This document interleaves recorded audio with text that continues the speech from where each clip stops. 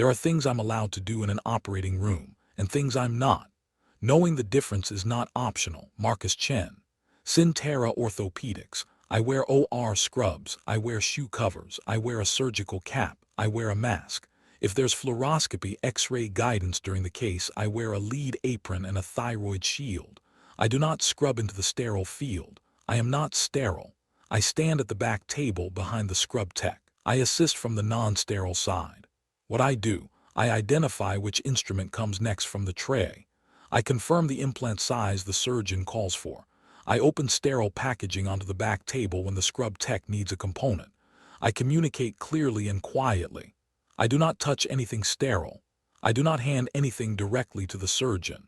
What the scrub tech does, sterile technique, instrument passing, implant handling inside the field. What I bring, product knowledge. If the surgeon calls for a size 5 femoral component and the surgical plan says 4, I flag it. Quietly.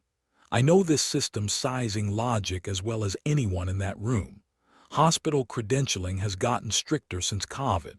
Most hospitals now require reps to have active vendor credentials, background check, health screening, immunization records, facility-specific orientation, through a credentialing service like RepTracks or simpler. Agentforce tracks my credentialing status at every account. An expired TB test means I don't get through the OR door, the non-sterile observer role, where the device rep stands in the OR. Medical device representatives in the operating room occupy a precisely defined position relative to the sterile field, the zone around the surgical patient, instrument back table, and surgical team members who have scrubbed and gowned. The device rep is non-sterile. They have not scrubbed, gowned, or gloved into the sterile field, and they must maintain a physical distance from sterile surfaces, instruments, and personnel that prevents contamination. In practice, this means the rep stands behind the scrub tech, who is sterile near the back table, close enough to identify and communicate about instruments, but never touching or reaching across the sterile boundary. This non-sterile observer role is standard for device reps across surgical specialties, with narrow exceptions for certain roles e.g. perfusionists in cardiac surgery, who are specifically trained and credentialed for sterile participation. What device reps do in the legitimate scope. Within the non-sterile observer role, orthopedic device reps perform commercially and clinically valuable functions, confirming that the correct implant components are available before the case begins, identifying instruments in the tray by name and function so the scrub tech can locate them efficiently, communicating size and component decisions in real time as the surgeon calls for specific implants, opening sterile packaging aseptically onto the back table when additional components are needed, placing the item at the edge of the sterile field so the scrub tech can retrieve it without contaminating themselves, and flagging potential discrepancies between the preoperative plan and intraoperative requests. The value of this role scales with the rep's technical knowledge. A rep who knows the Pinnacle Systems instrument sequence as well as the surgeon knows when to speak and when to stay silent. Hospital credentialing for device rep or access.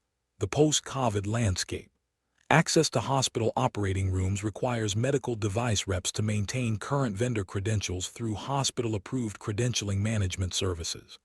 The dominant platforms RepTracks, now part of Simpler and Simpler itself, consolidate credential requirements across hospital systems. Background check, criminal, sex offender registry, drug screen, health records, TB screening, flu vaccination, COVID vaccination, immunization records, hepatitis B, MMR, varicella, Tdap, facility orientation completion, and ongoing annual renewal. Individual hospitals may layer additional requirements, HIPAA training, facility-specific safety modules, badge registration. A rep with an expired credentialing requirement, TB test due for renewal, flu shot not on file, is denied access to the or at credentialed facilities, regardless of case urgency or surgeon request. The credentialing burden has increased significantly since COVID-19 as hospitals tightened visitor policies and standardized vendor management, fluoroscopy awareness, and radiation safety. Many orthopedic procedures, particularly fracture fixation, revision surgery, and hip arthroplasty, involve intraoperative fluoroscopy C-arm X-ray imaging to confirm implant positioning, assess fracture reduction, or verify prosthetic alignment. Device reps present in the or during fluoroscopic imaging must wear radiation protection, a lead apron 0.25 mm or 0.5 mm lead equivalent, thyroid shield, and optionally lead glasses. Reps who are not wearing appropriate PPE when fluoroscopy is activated, or who fail to step back from the beam field as required, create radiation safety compliance issues for the hospital. This is a practical knowledge requirement for any orthopedic rep covering trauma cases, hip arthroplasty, or spine procedures. The sterile field, legal, clinical, and advanced med implications. The prohibition on device rep participation in the sterile field is both a patient safety requirement and a compliance boundary. Legally, a rep who contaminated the sterile field and contributed to a surgical infection could expose their company to liability. Clinically, sterile field integrity protects the patient from surgical site infection, SSI, the most feared complication in elective joint replacement. Under the AdvaMed Code of Ethics, device reps may be present in the or in a legitimate educational and technical support capacity. They may not perform clinical functions, make clinical decisions, or substitute for trained or staff.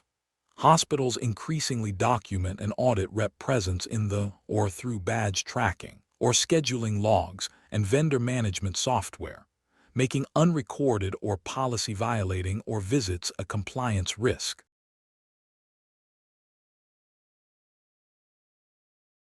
I have approximately $280,000 of SynTera product sitting in 3 hospitals right now.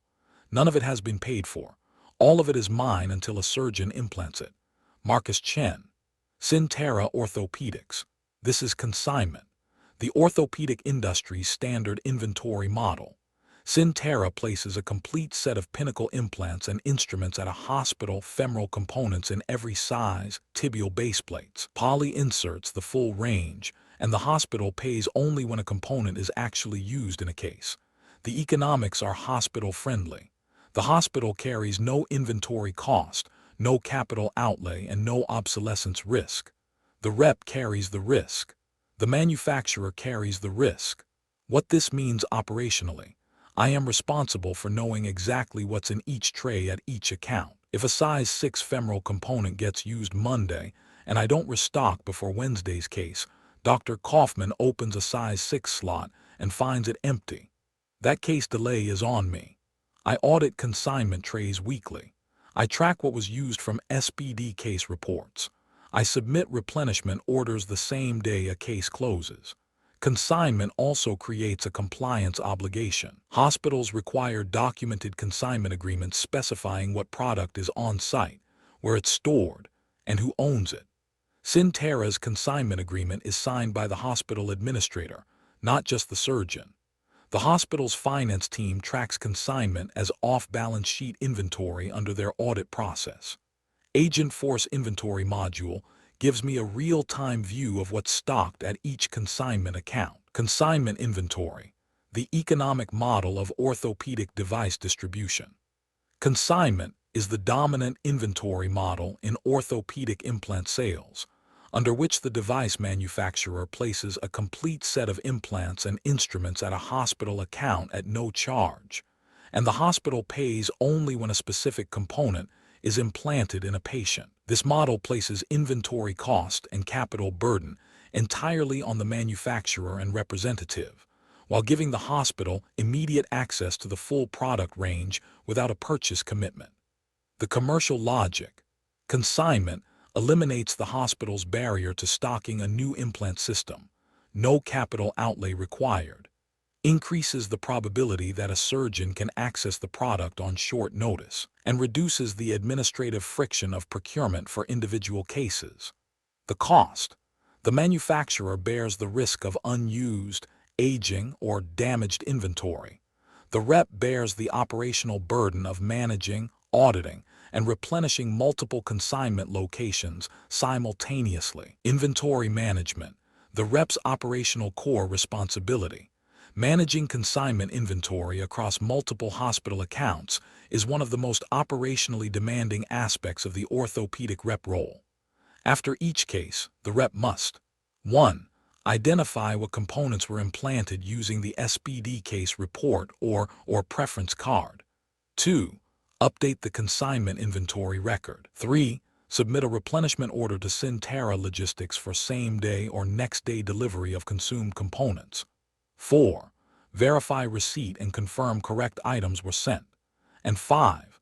Ensure the tray is complete and re-sterilized before the next scheduled case. Failure at any step creates a case coverage gap, a situation where a surgeon opens an instrument tray expecting a specific component and finds the slot empty. A case delay caused by a consignment inventory failure damages the surgeon relationship, generates a hospital incident report, and may cost the rep the case and the account. Consignment agreement compliance, the institutional contract requirement. Beyond the operational burden, consignment creates a compliance and legal documentation requirement. Hospitals, particularly those subject to Joint Commission accreditation and CMS conditions of participation, are required to document and control all inventory on their premises, including implants owned by outside companies. A formal consignment agreement between SynTera and the hospital specifies the products on consignment by item number and quantity, the physical storage location, typically SPD or implant room, ownership SynTera until implanted, insurance responsibility, and the process for payment upon use. Hospital finance teams track consignment inventory under ASC 606 and related standards, and internal auditors periodically verify consignment logs against physical inventory.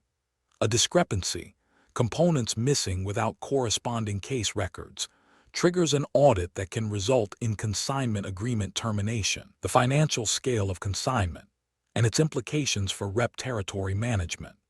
A fully stocked consignment set for a total knee system, complete femoral size range, tibial base plates, poly inserts, all instrument trays, represents $60, $150, $100 in inventory at a single hospital account, depending on the number of sizes, revision augments, and instrumentation. A rep covering 3 hospitals with 2 joint systems, knee and hip, may have $250, $500, $000 of manufacturer-owned inventory in the field at any time. This scale creates a significant financial exposure if inventory is damaged, lost, expired, or becomes obsolete due to a product line update. Reps are expected to maintain consignment integrity, documenting tray contents, flagging damaged instruments, processing expired lot replacements, as a material financial responsibility, not merely an administrative task. Consignment vs. loaner trays, the trauma coverage model. In addition to standing consignment sets at established accounts, orthopedic reps frequently operate a loaner tray model for trauma cases or smaller accounts that do not justify a full consignment set. A loaner tray is a complete instrument and implant set delivered to the hospital for a specific case, then returned to the rep or regional distribution center for cleaning and restocking. Loaner trays require same-day or next-day logistics coordination between the rep, the regional stocking location, and the hospital SPD. Trauma cases, fractures that present to the ER without advanced scheduling, most commonly trigger loaner tray logistics, requiring the rep to source, deliver, and track emergency implant sets outside the standard consignment model. Managing both standing consignment sets and emergency loaner trays simultaneously is a defining operational complexity of the orthopedic trauma coverage role.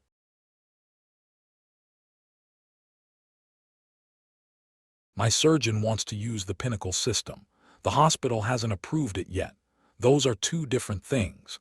Marcus Chen. SynTera Orthopedics. Every hospital that operates at scale has a Value Analysis Committee, the VAC. It's the institutional equivalent of a P&T committee in pharma. It evaluates new products, new vendors, and new contracts before they are approved for use on the hospital's patients. At Methodist Dallas, the VAC meets the second Tuesday of every month. Members: the OR director, the supply chain director, a representative from nursing, a physician advisor, and a finance representative. Sometimes the chief medical officer. They are not evaluating whether Dr. Agarwal likes the Pinnacle system. They are evaluating whether it is clinically equivalent to what the hospital currently has and whether the cost is justifiable. What they want from me: a clinical evidence package, published outcomes data, registry survivorship rates, complication benchmarks. A cost comparison, not just unit price, but total episode cost including instruments, poly, cement. And a utilization projection, how many cases, how fast. What they do not want: a product brochure and a sales pitch. If my surgeon champion hasn't primed this committee before I walk in, signaled that she's behind this system, and that she's planning volume, my submission stalls. Agentforce tracks VAC submission status by account. I have 4 accounts in active VAC review right now. Value Analysis Committee, the institutional device approval process. The Value Analysis Committee, VAC, is the hospital or health system body responsible for evaluating new medical products, devices, implants, supplies, technology, before they are approved for clinical use and added to the institution's approved vendor list. VAC composition typically includes supply chain/materials management leadership, who own the cost and contract relationship, or director or nursing leadership, who understand operational and safety implications. A physician advisor or clinical department head, who evaluates clinical appropriateness, and finance representation, who assess budget impact. The VAC performs a function analogous to the Pharmacy and Therapeutics Committee in pharmaceutical access. No product is routinely used at scale in the hospital until it has passed VAC review. For a device rep, VAC approval is required before consistent commercial access at any significant account. What the VAC evaluates: the clinical and economic dossier. VAC submissions for orthopedic implants typically require a structured evidence package addressing 3 domains. Clinical domain: published peer-reviewed data on the implant's safety and effectiveness, joint registry survivorship data, AGR, NJR, other national registries. Complication rates, revision rates, and comparison to institutional benchmarks or competitor data. Operational domain: instrument tray configuration, how many trays, how large, what sterilization cycle requirements, or setup time implications, SPD integration requirements, and transition plan for surgeons currently using a different system. Economic domain: unit price for each component used per case, comparison against the hospital's current contract price with the incumbent vendor. Total episode cost modeling, implant plus cement plus disposables.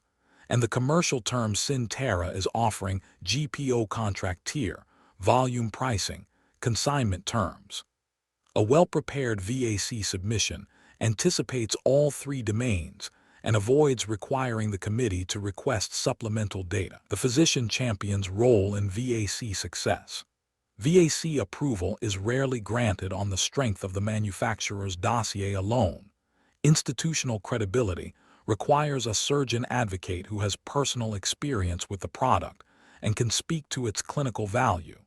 A surgeon champion who has performed cases with the device, experienced its workflow, and can compare it favorably to the incumbent system, provides the physician voice that supply chain and finance members of the VAC lack. A surgeon champion who attends the VAC meeting or submits a written endorsement signals institutional clinical support and significantly increases the probability of approval. Conversely, a VAC submission without surgeon backing, a rep asking for approval before any clinical experience exists at that institution, faces skepticism from physician committee members and resistance from supply chain who have no reason to deviate from incumbent contracts. Total episode cost vs. unit price. The financial framing that matters. Hospital supply chain committees and finance representatives evaluate medical products primarily through the lens of cost per case, total cost of all components consumed in a standard procedure, and total episode cost, implant cost within the context of the broader DRG reimbursed episode. A device that is $200 more per unit than the incumbent may still represent neutral or positive value if it reduces operative time, or hour costs approximately $50 100/minute. Lowers revision rates. Revisions are significantly more expensive than primaries. Or reduces implant-related complications that extend length of stay. The commercial representative who frames the Pinnacle system's cost relative to total episode economics, not just unit price, speaks the financial language the VAC's supply chain and finance members need to hear. Agentforce VAC pipeline management, tracking institutional access. VAC approval processes typically take 30-90 days from submission to decision, with variation based on meeting frequency, committee backlog, and whether supplemental data is requested. Managing multiple simultaneous VAC submissions across a territory, each at a different stage, submitted, under review, approved with conditions, rejected/resubmit, requires systematic pipeline tracking. Agentforce account management views log VAC submission date, expected committee review date, decision status, and next action required for each account in the approval pipeline. A submission that has passed 60 days without a decision signals either a request for supplemental information that wasn't communicated, a committee scheduling delay, or a supply chain contact who hasn't forwarded the submission, all of which require proactive follow-up.